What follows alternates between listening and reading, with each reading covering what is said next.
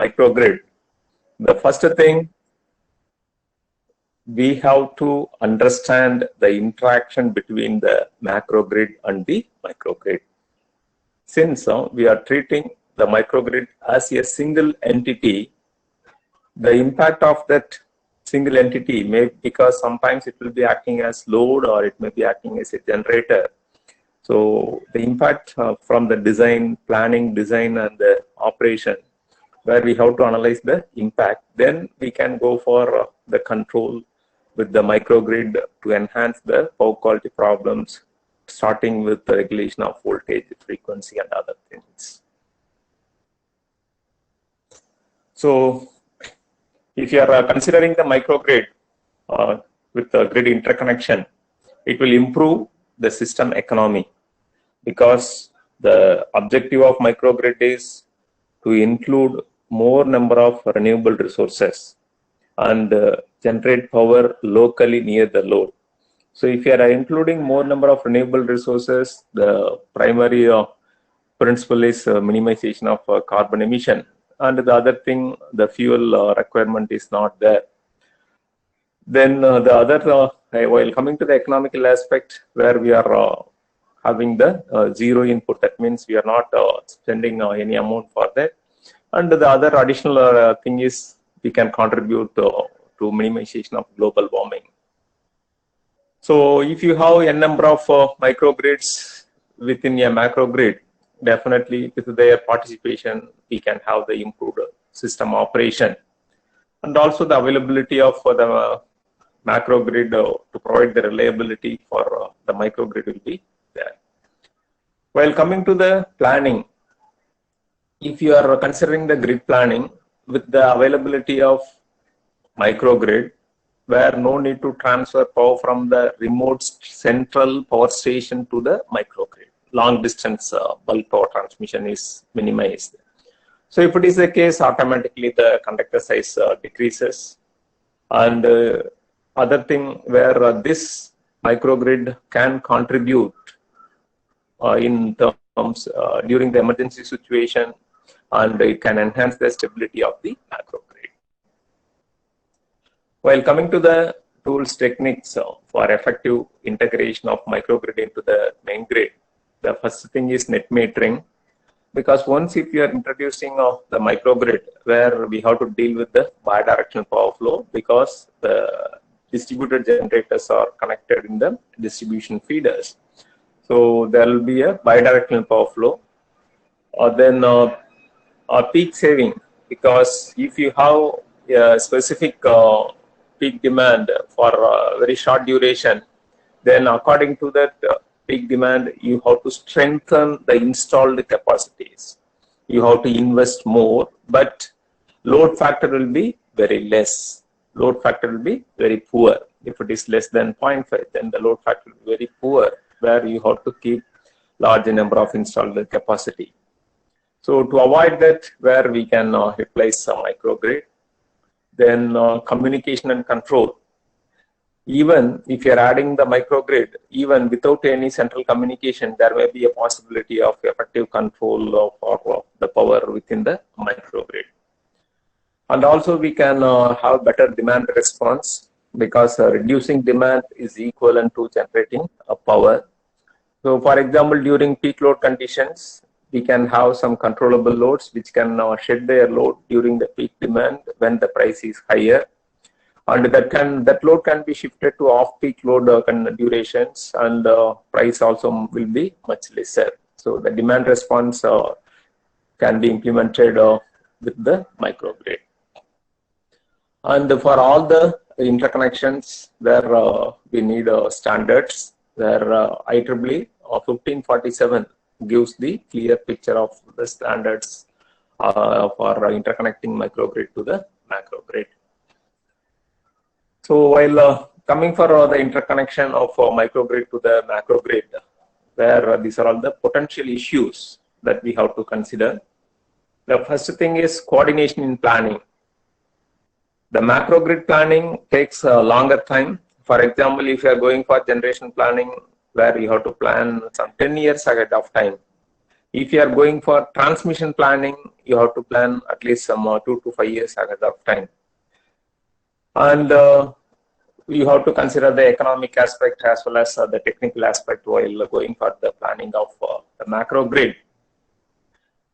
But while coming to the microgrid, we may not have such a long term planning with respect to the microgrid. Microgrids may pop up afterwards without notice. For example, with the net metering facility, you can establish a microgrid around a few kilowatts within your residential apartments, within your commercial complexes.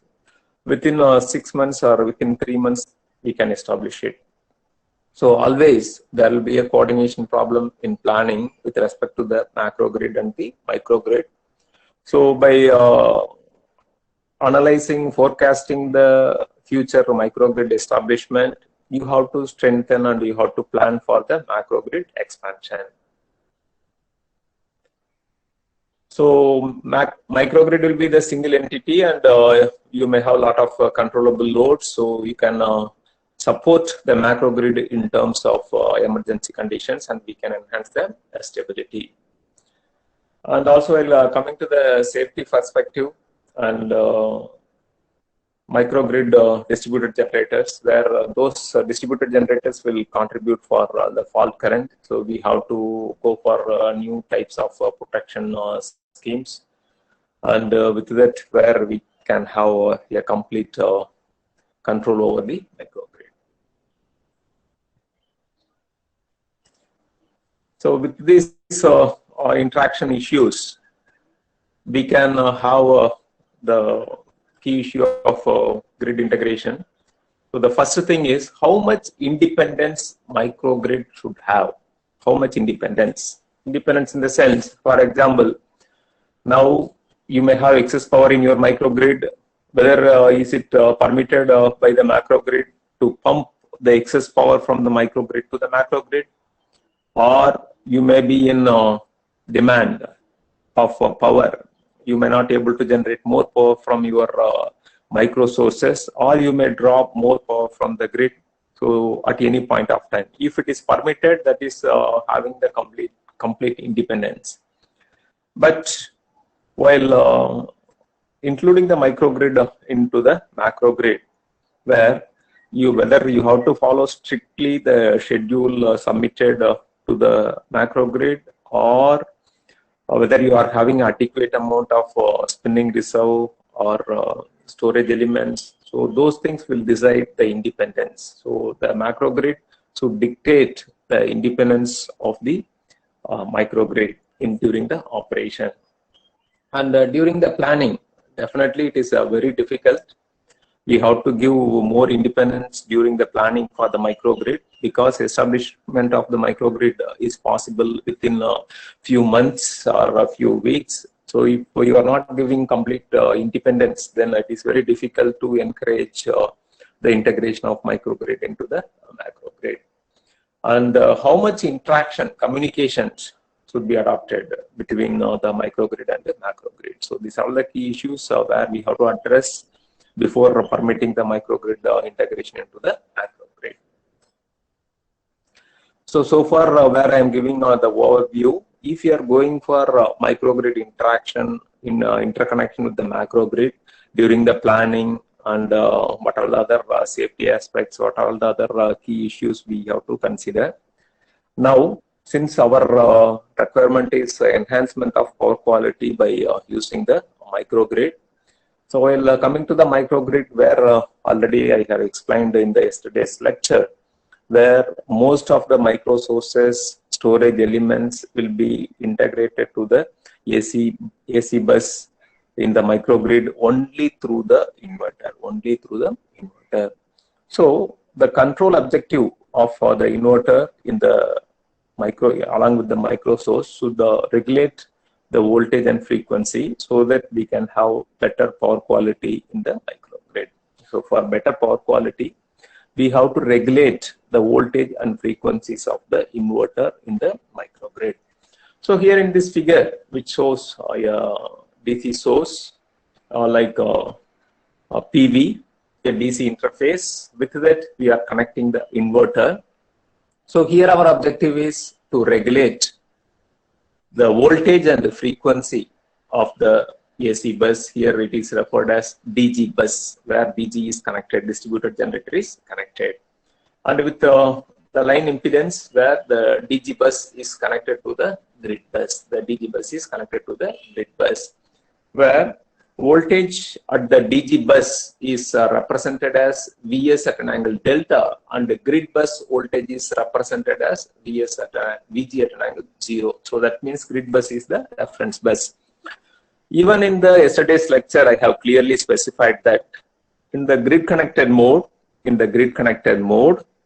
we cannot regulate the voltage and frequency by controlling the inverters of the micro sources, because the grid, where if you are looking from the microgrid, grid will be an infinite bus. If you are looking from the microgrid, grid will be an infinite bus.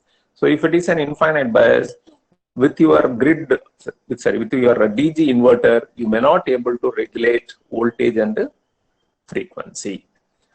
Suppose if you are moving from grid connected mode to islanded mode, definitely we can regulate voltage and frequency within the microgrid. And it is mandatory also, because grid is not supporting the frequency and voltage.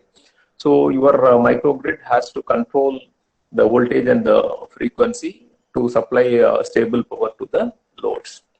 So in this perspective, where one of the basic control normally we are adopting in the microgrid is droop control.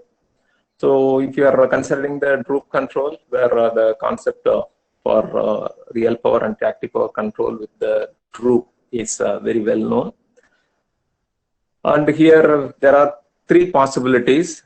The grid may be purely inductive, the grid may be purely resistive, the grid may be the combination of both resistive and inductive. So if the grid is purely inductive,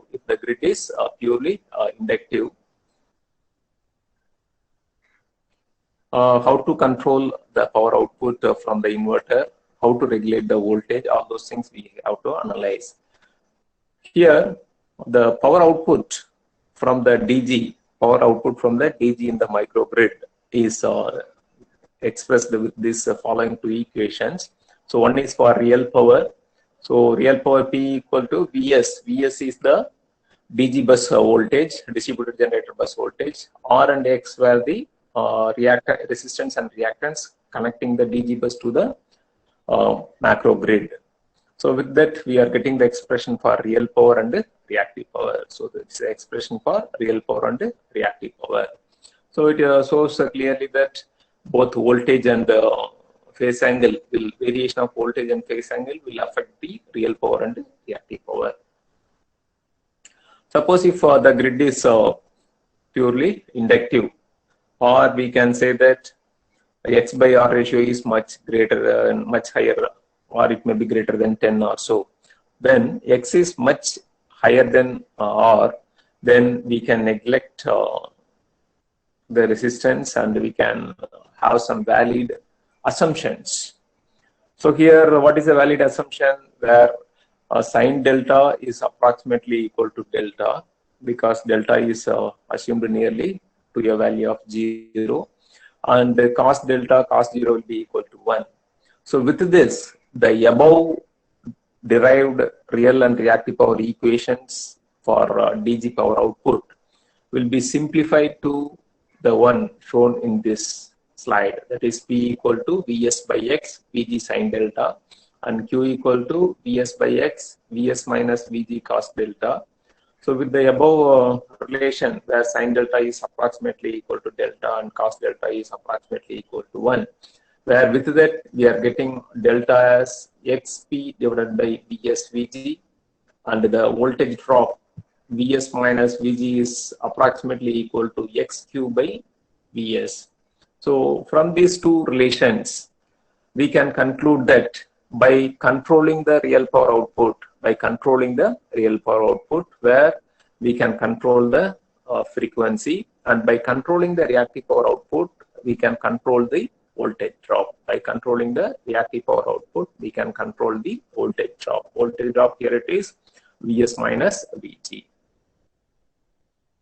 So already we have the equation shown in the box were derived for the DG power output. So with the above assumptions where X is greater than R and delta is approximately equal to 0, that relations only we are deriving these relations. So when the grid is almost inductive, where we can say that by controlling the real power, we can control the frequency. By controlling the reactive power, we can control the voltage drop. So with that, we are coming to the relation for droop control. So the change in frequency is equal to minus Kp, where Kp is the droop. Kp is the droop adapted for the specific inverter DG. And P minus P naught is the reference power, and P is the actual power. Similarly, for voltage drop V minus V naught, where we have the droop KQ. So within these relations, if you are plotting the graph for FP droop, where we are showing the relation in this graph, here we are considering two DGs, DG1 and DG2, where the droop for the DG1 is higher than that of droop for the DG2. The droop for the DG1 is higher than that of the droop for the DG2. So when the droop is more, if there is a change in frequency, where the change in power will be less. When the droop is less, for a small change in frequency, where there will be a large change in the power output. So which is shown in the graph.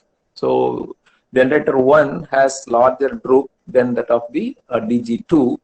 So if there is a small change in frequency, the output change in output for generator 1 is less, whereas for change in output for generator 2 is more. Similarly, the VQ droop, where DG1 has higher droop, whereas DG2 has a lower droop.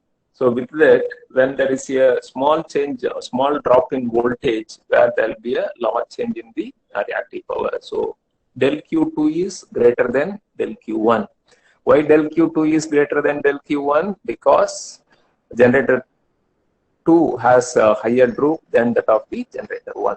That is inverter droop. We have to set this inverter droop, where droop for the inverter 2 is much lesser than the inverter 1. So because the droop is lesser, where for small change in the voltage, where the reactive power change is much higher. Suppose if the grid is purely resistive, where in the previous scenario we have taken X is much greater than R.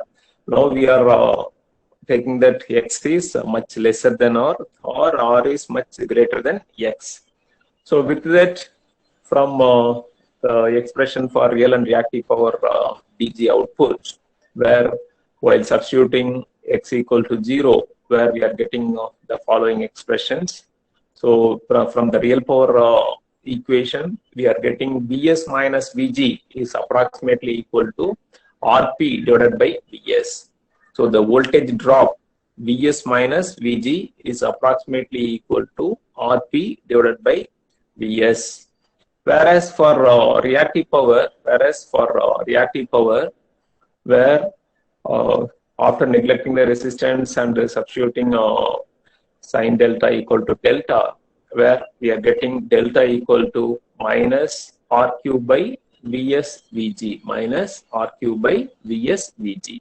So here, if there is a change in reactive power, which will affect the frequency. So if there is a change in real power, which will affect the voltage drop. So it is the reverse case when compared to the purely inductive grid.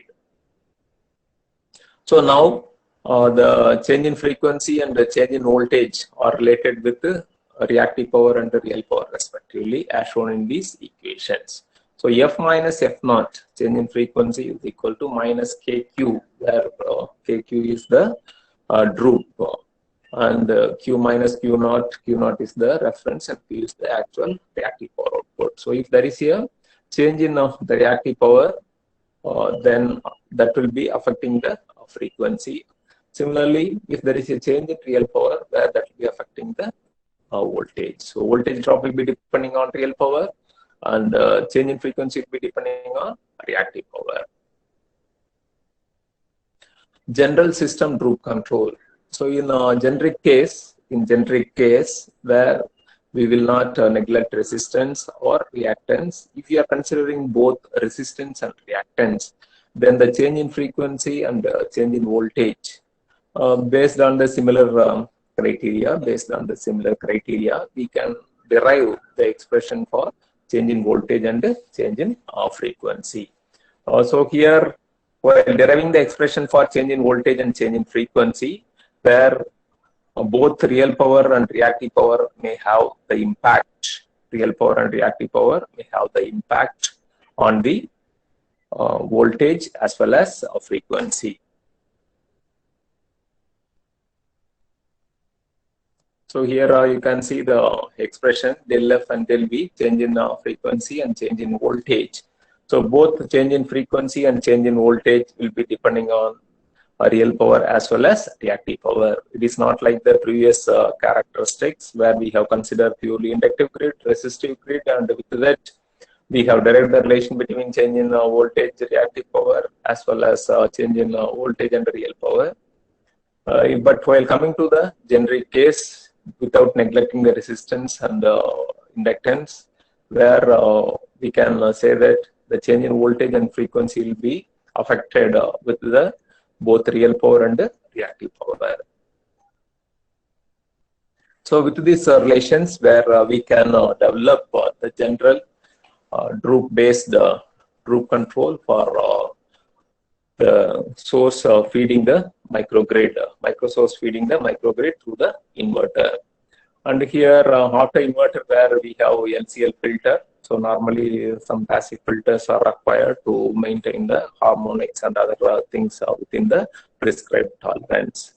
So here while coming to the general droop control, you can see that with the specified reference power P0 and Q0, where voltage and current were sensed, and with that we are calculating P dash Q dash, and already we have the expression for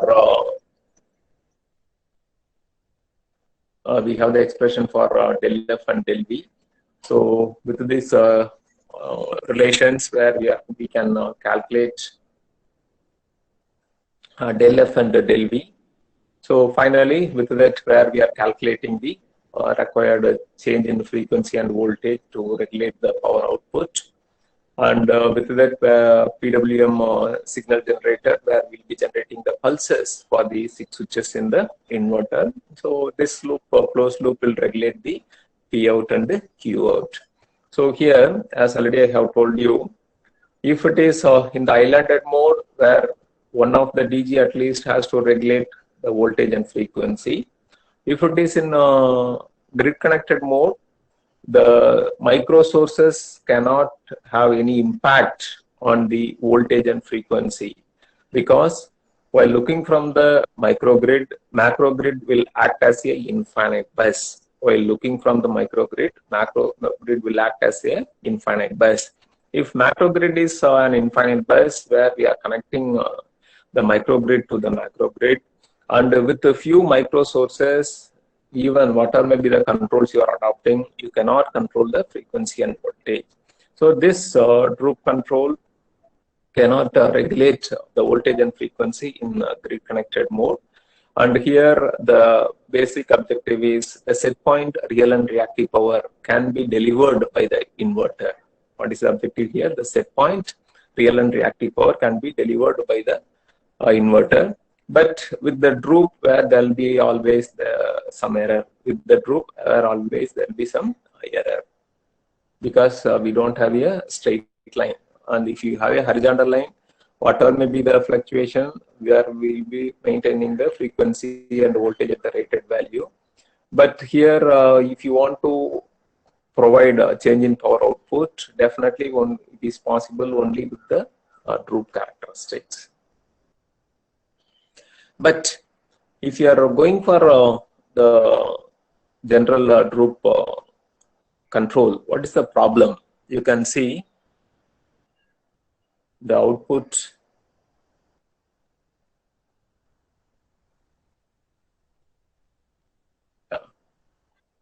So here, this simulation result shows the droop control with the inverter. Here, the load power output variation and the frequency variations are shown. For the purpose of simulation, where I have considered only a simple DG with 200 watts capacity, and which is connected to a load. So here, initially the load is 90 watts. It is only for the purpose of simulation. So the load here, it is only 90 watts. So what happens at 5 seconds? At 5 seconds, the load is increased from 90 watts to 180 watts. The load is doubled. Load is doubled. What happens at 5 seconds? The load is increased from 90 watts to 180 watts. So that means we are adding an additional load. We are adding an additional load. And with the droop control, because power electronic control will be instantaneous, power electronic control will be instantaneous. So you see the fluctuating frequency. Immediately after the change in load, where the frequency is brought down from 49.6 hertz to 49.1 hertz. You can see the below graph. So when the load is doubled, frequency is suddenly reduced to 49.1 hertz. Similarly, at the 10th second, when one of the load is disconnected, once again the power demand decreases from 180 watts to 90 watts. So at the same time, what happens to the frequency? From 49.1 hertz, it suddenly increases to 49.6 hertz. So here you can see when there is a fluctuating load, the frequency is also abruptly changing, instantaneously changing. So to avoid this, to mimic the effect of synchronous generator, where we are using the concept of virtual synchronous generator in the microgrid. Virtual synchronous generator in the sense, if you are considering a synchronous machine, it has a huge rotor mass. So if you have a huge rotor mass, what is the benefit? When there is a change in load, automatically what will happen? The stored kinetic energy in the rotor will vary. How it will vary? Suppose if the demand increases, if a load on the synchronous generator increases, it will release the stored kinetic energy instantaneously. Based on the varying frequency, and it will compensate the increase in load. Similarly, when there is a reduction in load after switching off open, the excess power, because whatever may be the load power consumption, that is suddenly stopped. If it is stopped, where that is the excess power, that excess power will enter into the rotor as kinetic energy. So once if the kinetic energy increases, the frequency also will increase. When the kinetic energy decreases to meet out the excess demand, where the frequency will decrease. So only with that frequency droop, increase and decrease in the frequency, where the power output of the generator will be controlled. As shown in our droop control with the inverters, where we have the sudden change in the frequency whenever there is a change in load. To have a stable operation with controllers, with the coordinated control, we should not permit such kind of sudden variations in the frequency. So for that purpose, where we have to mimic the effect of synchronous generator, and we have to bring the concept of virtual synchronous generator here in the microgrid. So here the conceptual structure of the virtual synchronous generator is shown in this figure. So here the DC source like PV is considered, and with that, where we have a energy storage, because DG output is not a constant one, it will be varying from time to time. If you want to smoothen the DG power output, particularly the solar PV, where we have to feed it through a energy storage device. And with this energy storage device, where we have an inverter which is connecting that output to the power grid. Now, how to implement that virtual synchronous generator concept here? So, whatever may be the fluctuations, accordingly we have to generate a control signal so that the frequency will not be abruptly changing. Abruptly changing in the sense, we have to introduce the inertia here. So depending on your inertia, where the frequency will decrease when there is an increase in load, and the frequency will increase when there is a decrease in load based on the assumed value of inertia. There is no inertia for DG or battery, the PV or battery, there is no rotating part. So the inertia is 0. With that, where we have to go for virtual synchronous machine concept. How it is possible? Only by proper control concept. So the detailed block diagram for the implementation of virtual inertia or virtual synchronous generator is shown in this figure.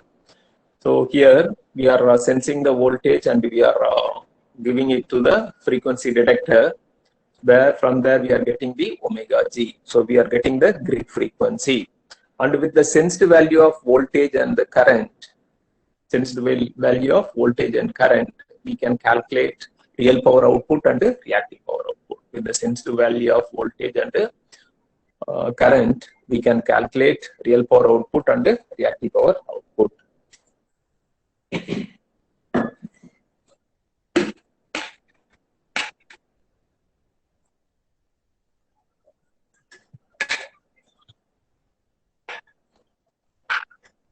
So now here we are not bothering about voltage, because in the virtual synchronous machine concept, where we are introducing only the inertia.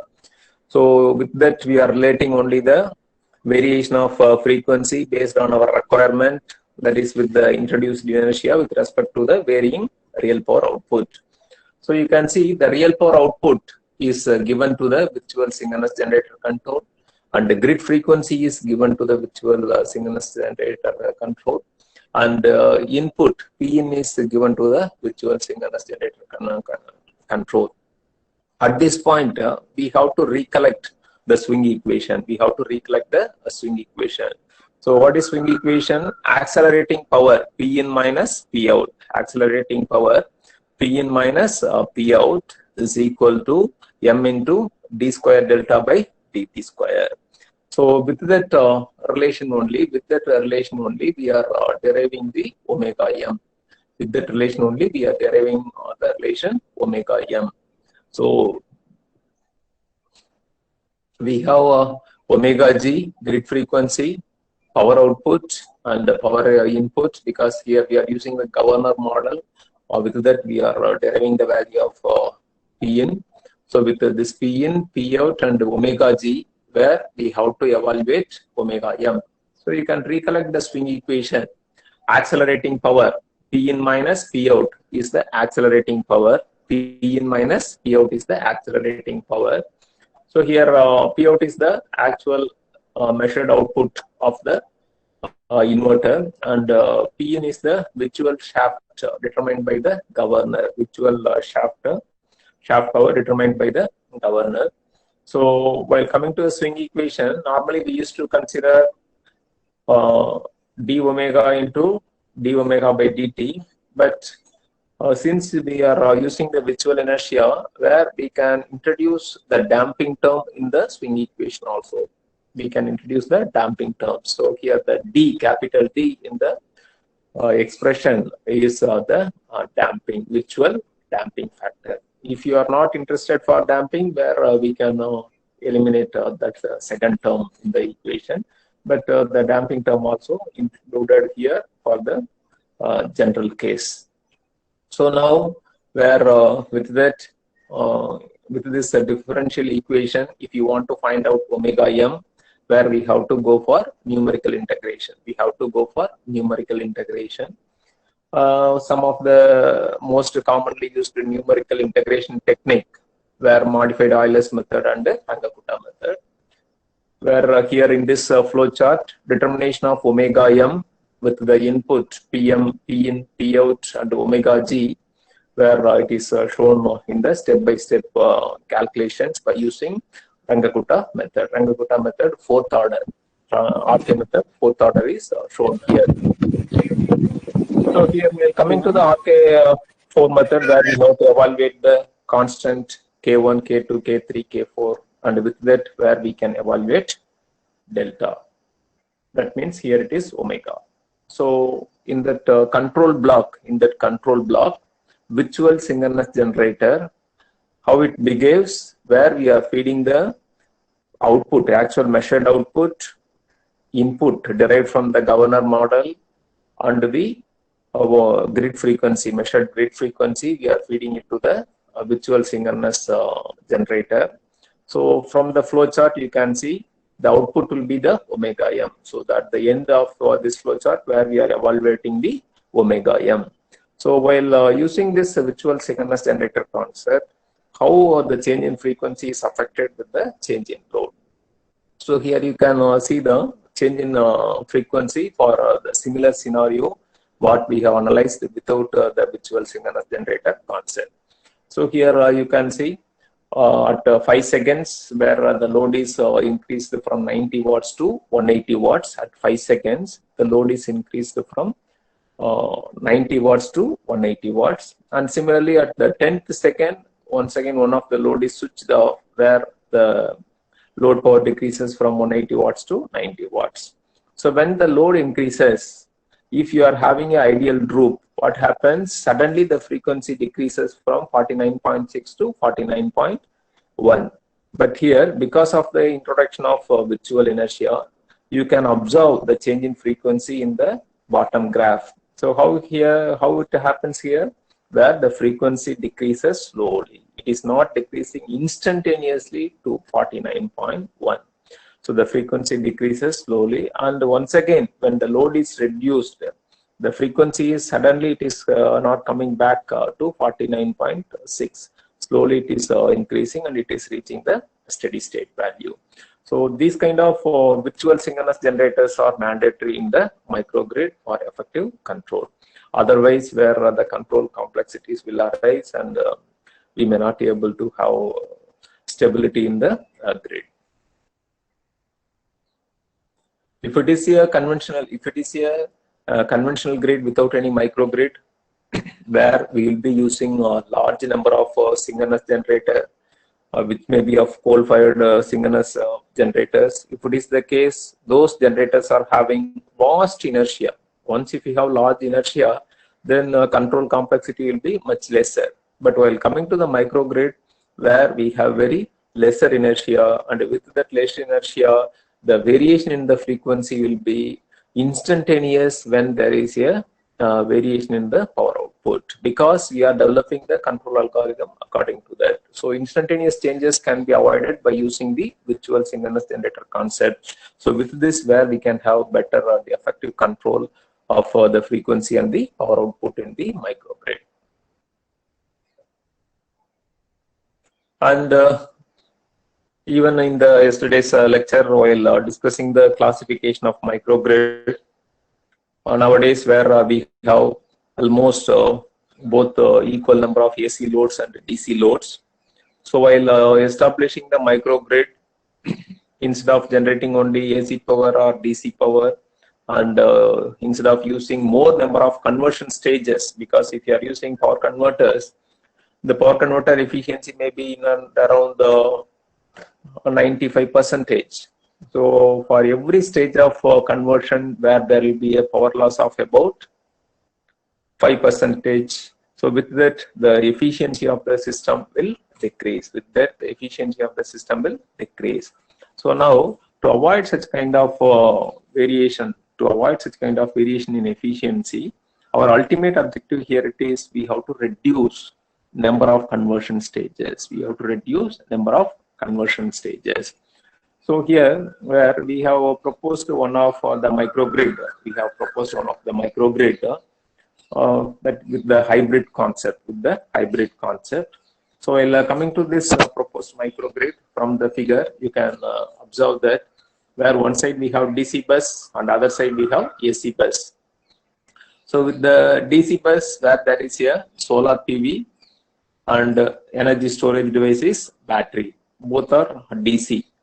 And whatever may be the DC load, the DC load also connected to the DC bus. So in the DC side, which is forming the DC microgrid, where we have one solar PV and other battery storage system. And as already have explained yesterday, where we need a local controller, and secondary as well as tertiary control, where the function of secondary and tertiary control will be performed by an intelligent controller, because nowadays we are moving towards the smart grid. So we have to introduce intelligence everywhere. Then only we can convert the already existing conventional grid into smart grid. We can convert the already existing grid into a smart grid. So here in the DC bus side, we have the battery energy storage, solar PV and load.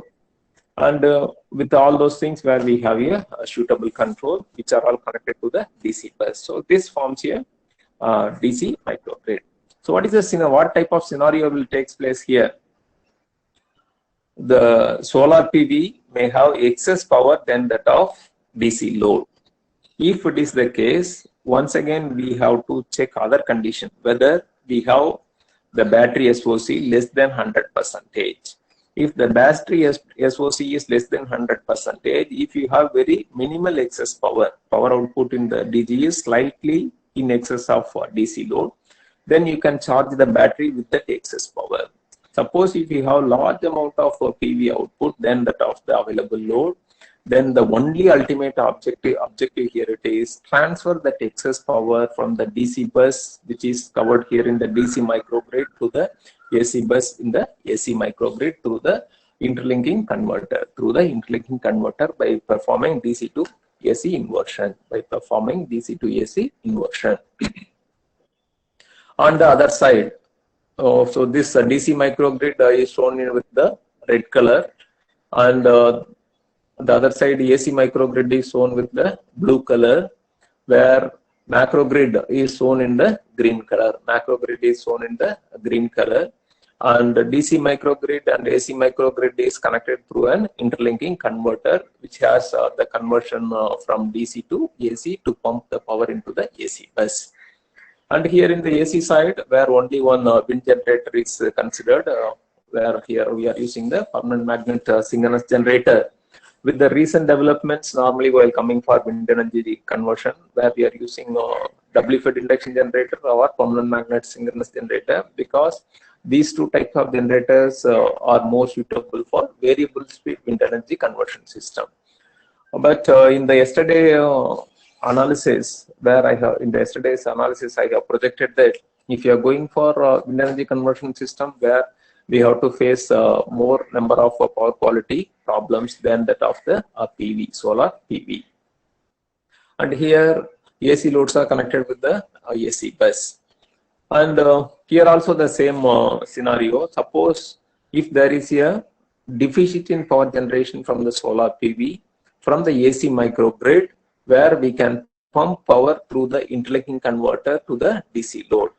Suppose if you have excess power already in the DC microgrid and also in the AC microgrid, then we can pump the power into the macrogrid based on the contractual agreement. If you have excess power in the DC microgrid and if you have excess power in the AC microgrid and that of the load demand requirement, then we can pump the power into the AC microgrid. So here this process will be controlled by the intelligent controller. Intelligent controller will analyze the load requirement in the DC grid, load requirement in the AC microgrid. Then it will analyze the output from the, and it will monitor the state of charge of the battery, and with that it will interact with the macrogrid, and it may pump power from this hybrid microgrid into the macrogrid, or if there is a increased load demand and if there is a deficit in power output, then it will draw power from the macrogrid. So this intelligent control plays a vital role. We have to develop a suitable control algorithm. For performing all this purpose. And one of the ultimate goal here it is, where by controlling these things in an intelligent way, we have to regulate frequency and the voltage. If it is in grid connected mode, where the ultimate objective of the intelligent controller is to pump the maximum power from the renewable resources, Suppose if it is in islanded mode, apart from pumping the required power by the loads, where we have to regulate the frequency also. But while coming to the hybrid microgrid, where we have a interlinking converter, so if you have a fluctuating demand on AC microgrid and DC microgrid, by utilizing the power output of both AC microgrid and DC microgrid, we can smoothen and we can balance the load power. As already have pointed out many times, energy storage is a vital one in the microgrids. So with the suitable control mechanisms, energy storage devices can compensate the demand with the fluctuating power output from the renewable resources. And where we have simulated and we have developed the hardware for this kind of hybrid microgrid, because it is much simpler to consider the varying output from the solar by simple emulators.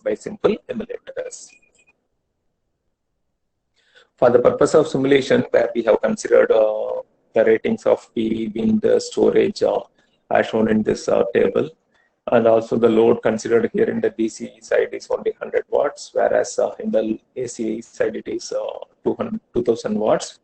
And total capacities of micro sources were around 2600 megawatt. So in principle, you can see that where there is a excess power output of about 500 watts. But while coming to the losses, it is around 20 watts. So if it is the case, we can supply 480 watts to the grid. So we have taken one typical scenario, and with this I am showing the simulation result. So here the PV rating is 200 watts, but during the simulation we have considered that output of PV is 100. And here what is the DC load? DC load is also 100. So we are exactly balancing the DC load from the PV output.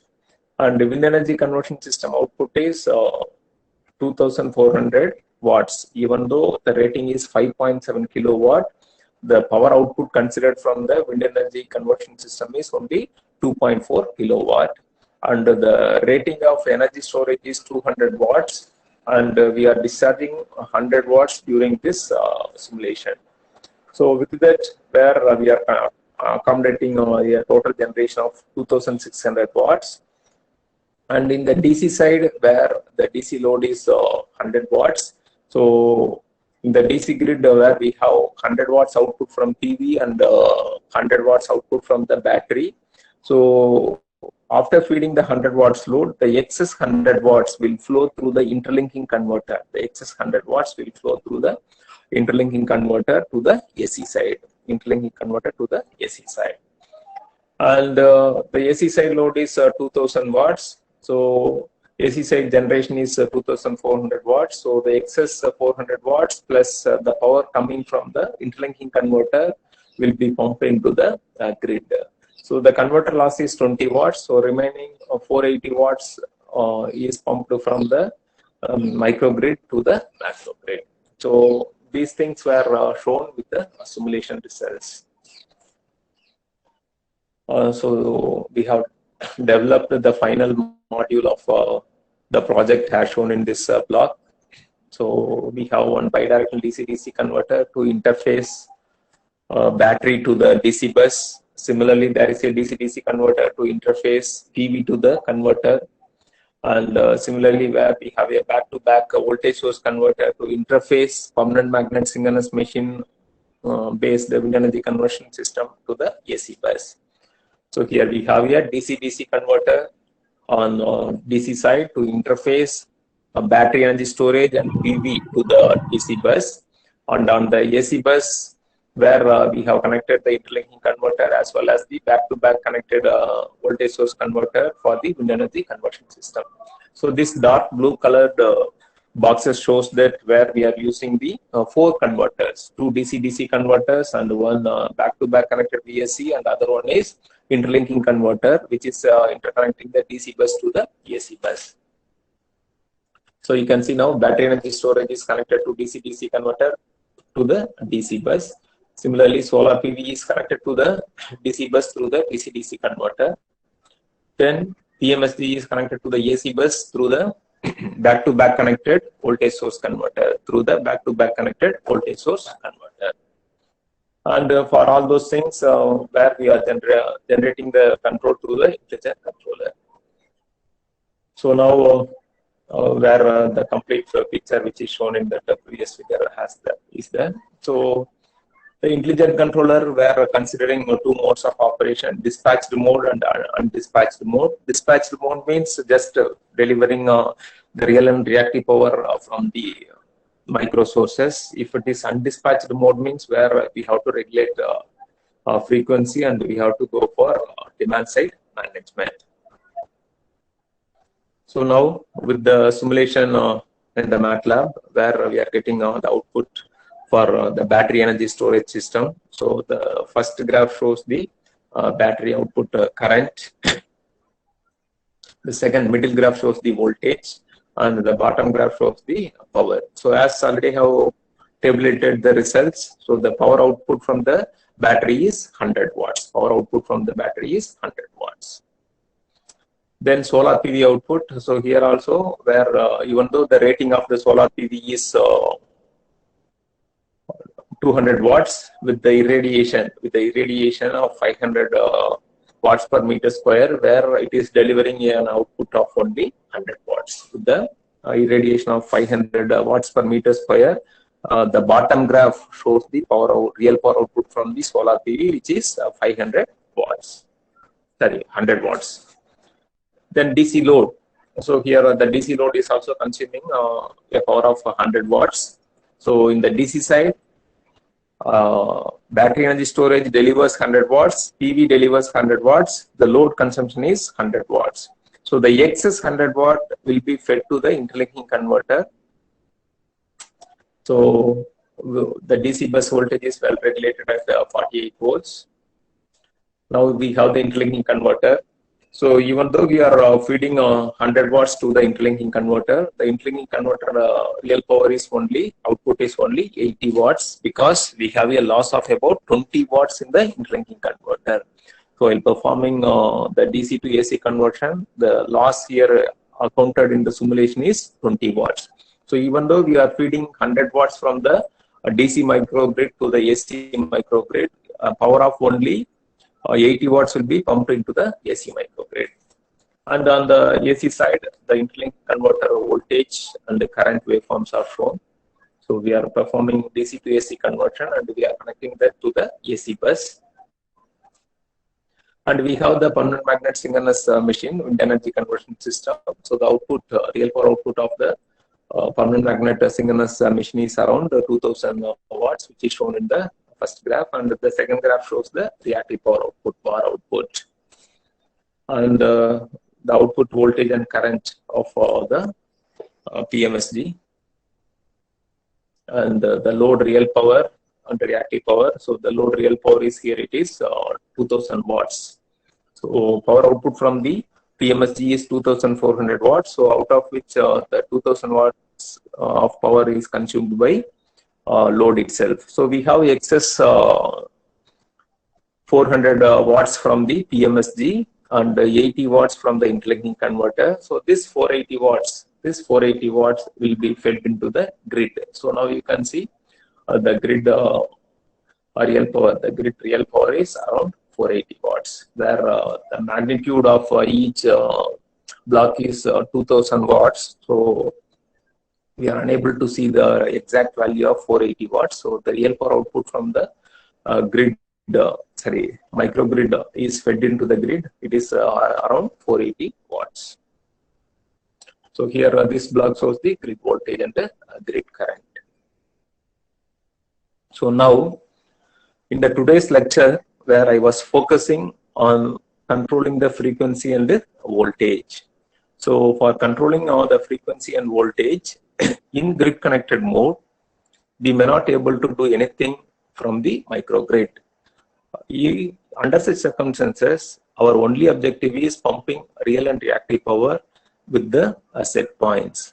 Once if it is moving from grid connected mode to the islanded mode, then we can control both voltage and frequency with the suitable power electronic converter control.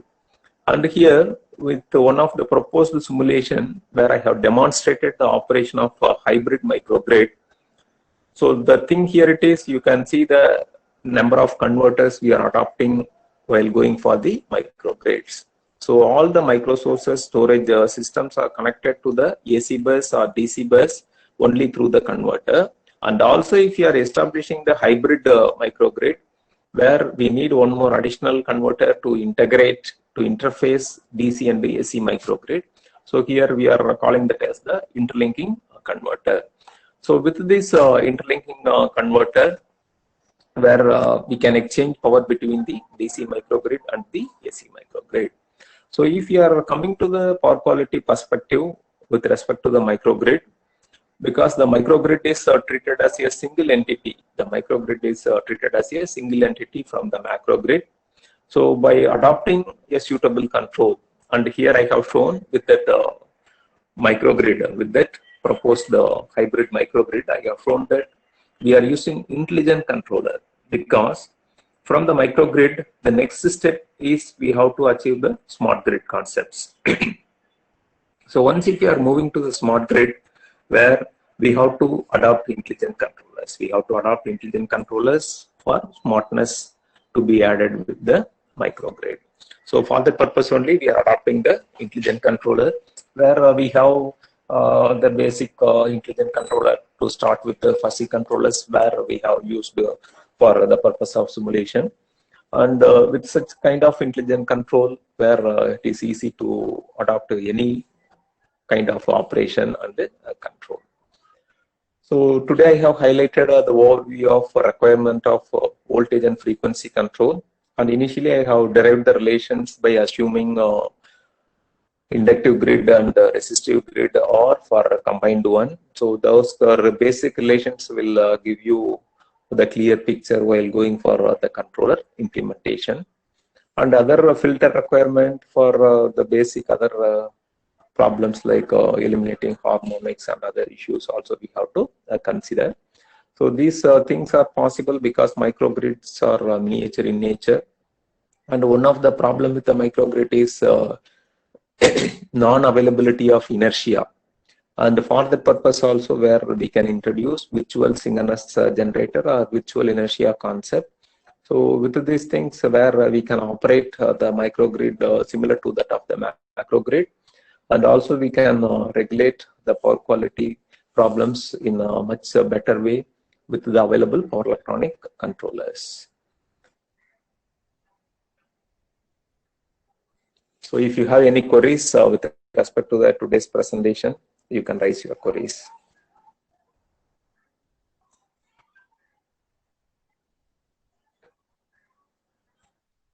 Participants, you can raise your queries. Thank you, sir. Safali ma'am or Vinta ma'am, kindly read the questions, ma'am. Okay, ma'am. What are the alternatives of droop control? The question asked by Santosh, sir. See, droop control is one of the basic control adopted with the power converters in the microgrid. But whatever may be the control we are using for power converters, all the controls can be adopted. There is no restriction. But for the simplicity in operation, for microgrids, we are using droop control. So whatever may be the inverter controls available, there is no restriction on any type of control. Whatever may be the control available, you can adopt it. There is no restriction on that. But you have to set the objective such that where whatever may be your requirement for your droop or anything else, that will be reflected in your inverter control. There is no restriction beyond this droop, or you can't say that I have to use this or that. But if you are using Droop, the control will be much simple.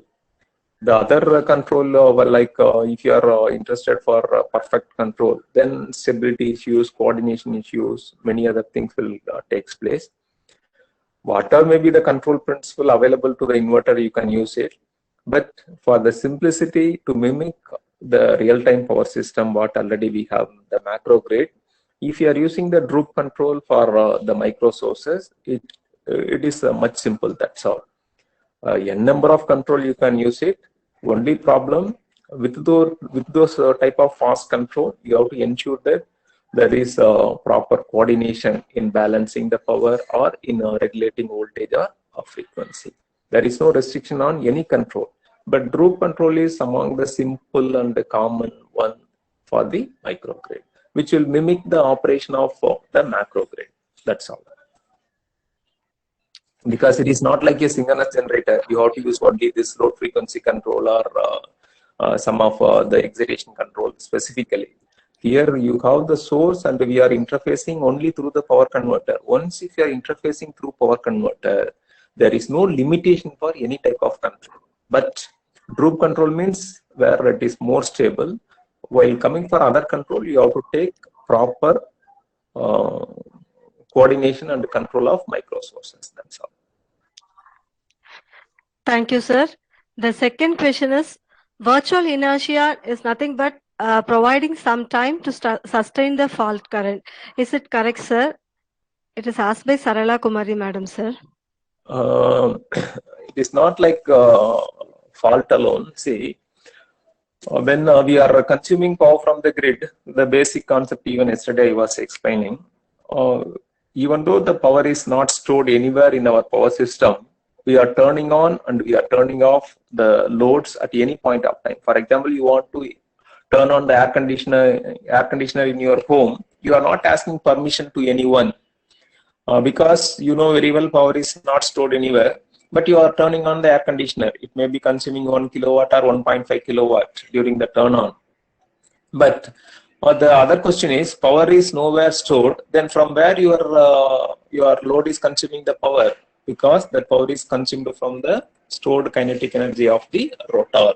So the power stored in the rotor will be meeting out the addition of load. So while releasing the kinetic energy, where the frequency will decrease, while releasing the kinetic energy, the power is decreasing and the frequency also decreases. So to mimic that, because we want to operate in the stable manner, so to mimic that, instead of having a sudden change in the frequency,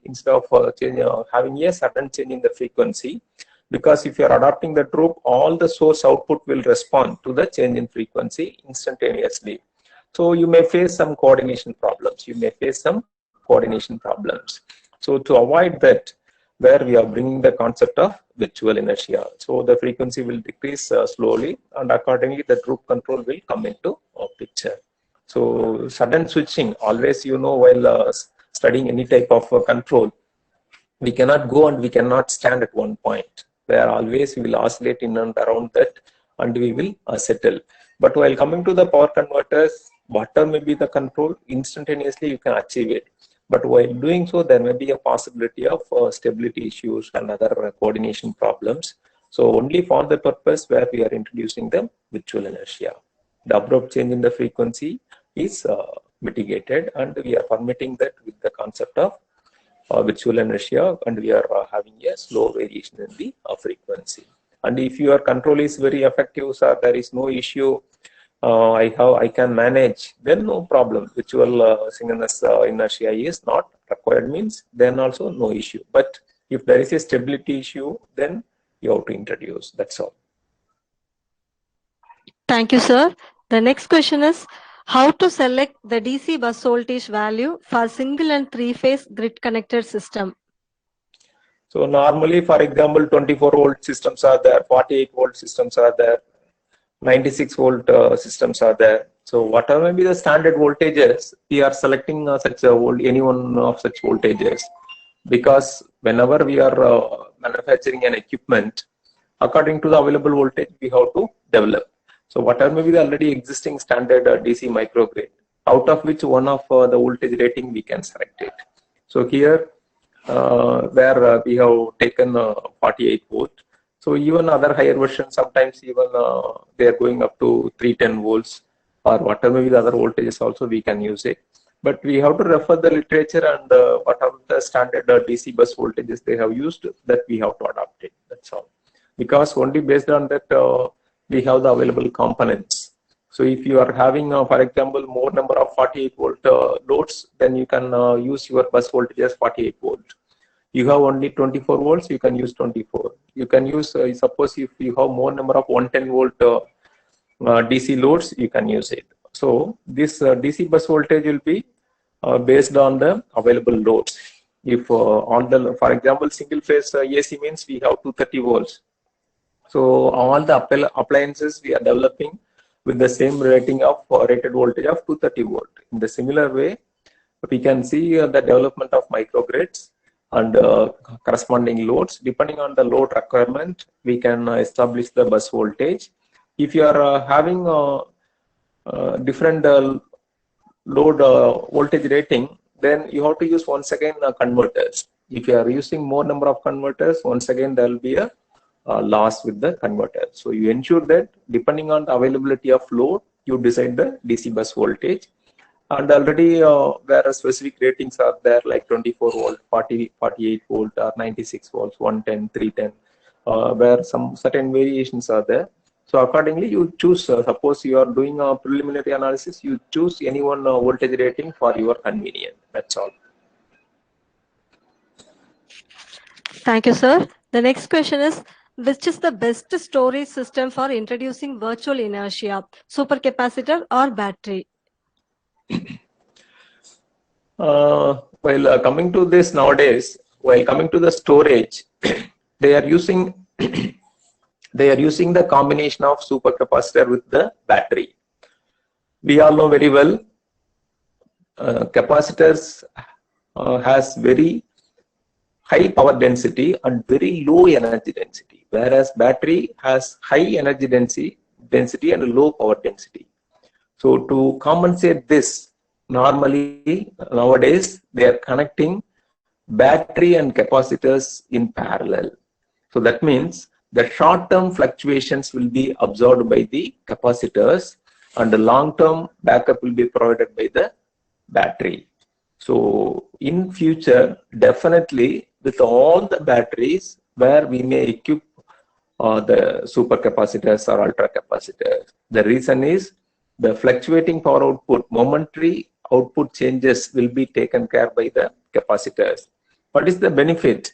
Where the operating cycles for the capacitor is around 10,000, whereas operating cycle for batteries are around 1,000. So if you want to enhance the lifespan of the battery, you have to connect these kind of supercapacitors in parallel with the battery, so that the transients will be supplied from the capacitor, and while reaching near steady state, battery will take care of the rest of the thing. And you cannot use battery alone or supercapacitor alone, because supercapacitor drawback is it has very low energy density. Within some 2 to 5 seconds or within a fraction of seconds, it will discharge the entire stored energy.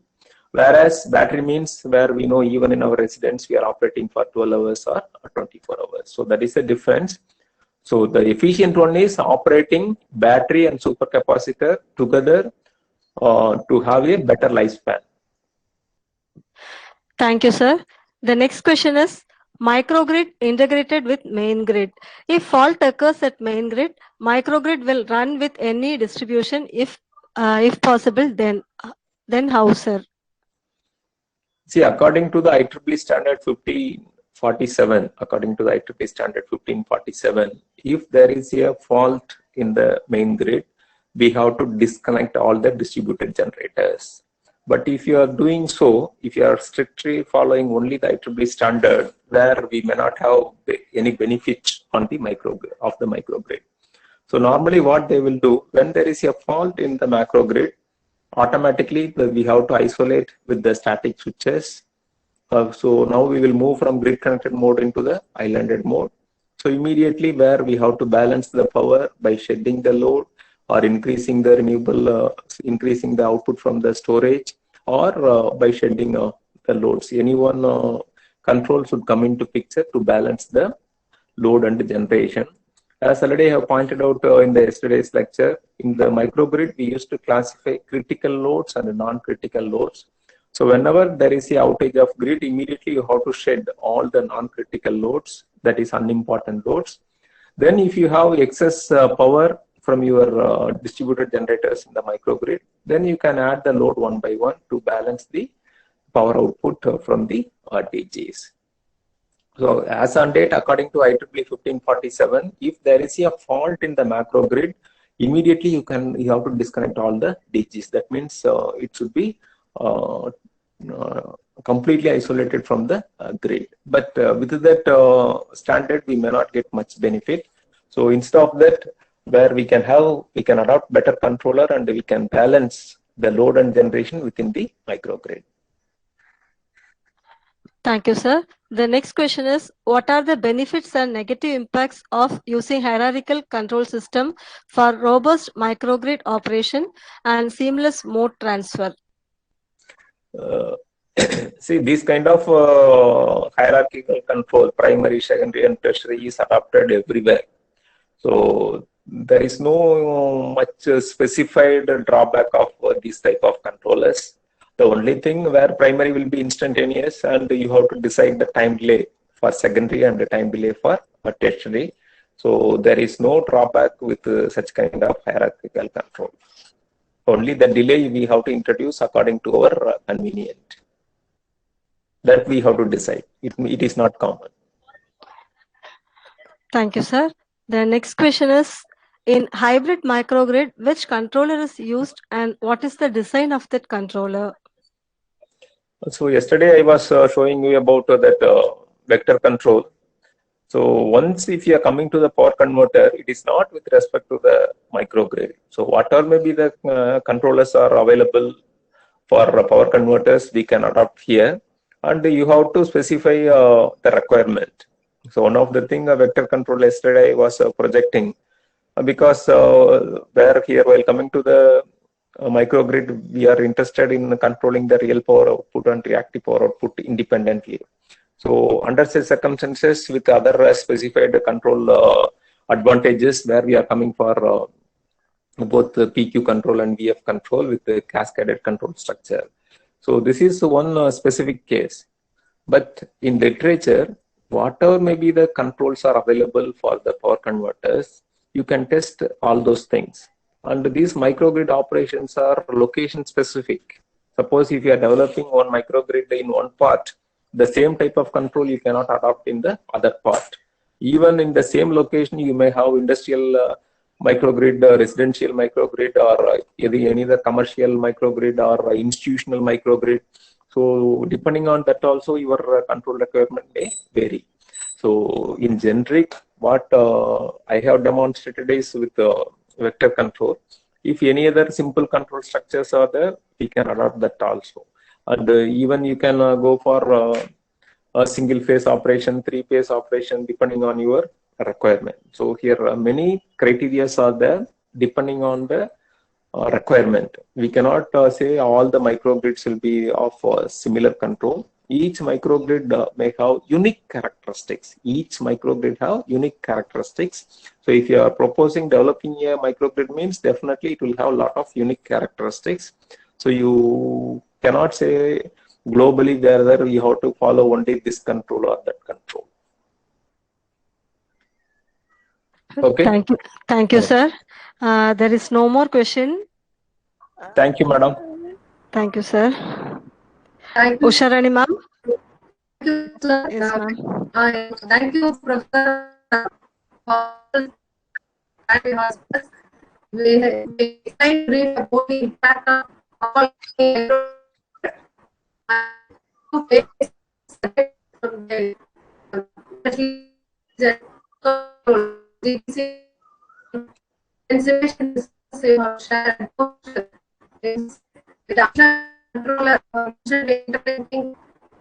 not basic microgrid, the what are going for an intern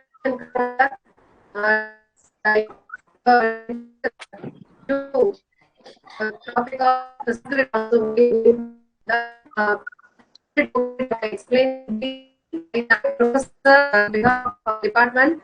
Thank you very much for sharing your knowledge.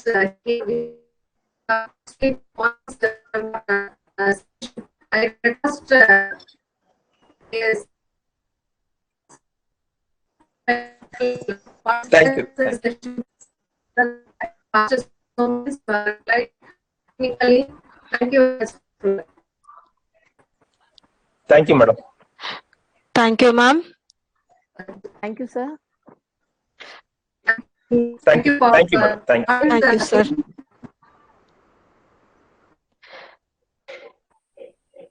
Usharani, ma'am, your voice is breaking, ma'am. Ma'am,